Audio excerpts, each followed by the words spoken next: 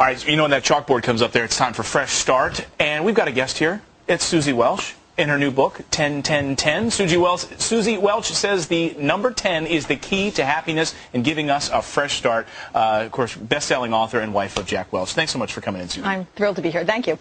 Okay, so you have this system, and it's called 10-10-10, and it helps you with dilemmas and crises in your life. How does it work? It's a technique that I came upon about 14 years ago, and what it involves is taking any messy decision you have with a lot of different options and considering the consequences in 10 minutes, 10 months, and 10 years, or really the immediate now, the midterm, and the distant future. And if you compare that to your values about how you want to live and what really matters to you, you can get to a decision that is not driven by guilt. Let's go through this process, because this is fascinating. First thing you say to do is to pose your problem in a question form. What do you mean by that? Well, you know, so often we're in the middle of a mess, and our mind gets stuck on some kind of, one part of it, and we go round and around, and then there's also the side issues, and, is Aunt Mary going to be mad? And you've got to get to what you're trying to decide before you can move forward and free yourself from the smush and move forward with a question. Well, then let's move forward to the next stage, which you say is data collection. Yeah, that's a fancy way. Very fancy. It does sound fancy. It's a fancy term for saying lay out every option, not